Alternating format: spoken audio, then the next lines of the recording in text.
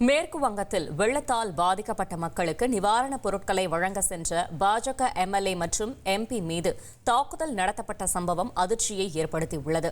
இதுகுறித்த கூடுதல் தகவலை செய்தியாளர் ரமேஷ்குமார் வழங்கிட கேட்கலாம். ரமேஷ்குமார், வணக்கம். இந்த சம்பவம் தொடர்பான முழு தகவலை சொல்லுங்க. மேற்கு வங்க மாநிலம் டார்ஜிலிங் பகுதியில் நேற்று பெய்த கனமழை மற்றும் நிலச்சரிவு காரணமாக அங்கு மிகப்பெரிய இயற்கை பேரிடர் ஏற்பட்டிருக்கிறது. 18 பேர் உயிரிழந்திருப்பதோடு 40க்கும் மேற்பட்டோர் பாதிக்கப்பட்டிருப்பதாக தொடர்ந்து செய்திகள் வந்த வண்ணம் இருக்கிறது.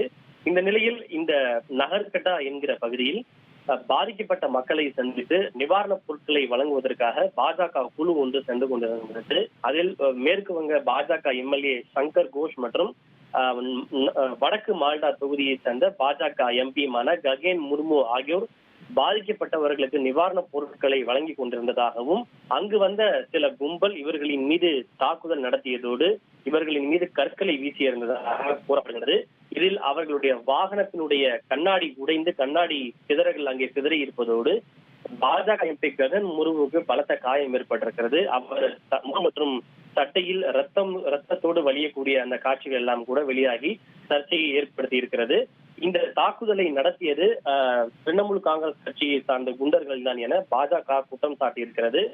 மேற்கு வங்க மாநிலத்தில் வெள்ளத்தால் மக்கள் பாதிக்கப்பட்டிருக்கக்கூடிய சூழ்நிலையில் முதல்வர் மமதா பானர்ஜியோ அல்லது திரிணாமுல் காங்கிரஸ் கட்சியினரோ சம்பந்தப்பட்ட இடத்திற்கு சென்று நிவாரண பணிகளை மேற்கொள்ளாமல் முதல்வர் மமதா பானர்ஜி நடனம் ஆடி கொண்டிருப்பதாகவும் நிவாரணப் பொருட்களை விநியோகித்துக் கொண்டிருந்த போது திரிணாமுல் காங்கிரஸ் கட்சி தொண்டர்கள் தங்கள் மீது தாக்குதல் நடத்தி இருப்பதாகவும் அங்கே காட்டாட்சி நடைபெறுகிறது எனவும் பாஜக கடுமையான விமர்சனங்களை முன்வைத்திருக்கிறது. இந்த சம்பவம் தொடர்பாக பாதிப்புக்கு ஆளாகியுள்ள பாஜக எம்பி ககன் முர்முவுடன் பாஜக தேசிய தலைவர் ஜே.பி. நட்டாவும் தொலைபேசியில் பேசி அவரது உடல்நிலையை கேட்டறிந்திருக்கிறார். கடந்த 2021ஆம் ஆண்டும் கூட மேற்கு வங்க மாநிலத்தில் சட்டப்பேரவை தேர்தல் நெருங்க தொடர்ச்சியாக வன்முறை சம்பவங்கள் அரங்கேறி கொண்டிருந்தன.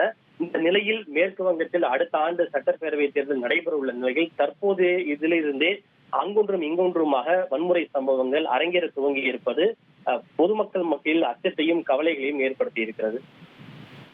தகவல்களுக்கு நன்றி ரமேஷ்குமார். 2,59,00,000 அதிகமான மக்களின் உள்ளங்களை வென்ற தந்தை டிவியின் டிஜிட்டல் தளங்கள்.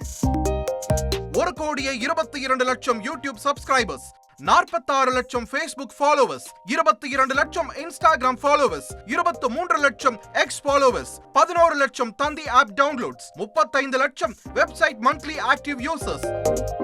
அசுரபலம் கொண்ட எங்கள் டிஜிட்டல் கரங்களில் உங்கள் விளம்பரங்களை சேர்க்க வாட்ஸ்அப் பண்ணுங்க. 8939888378. Email advttanditv@dttv.in.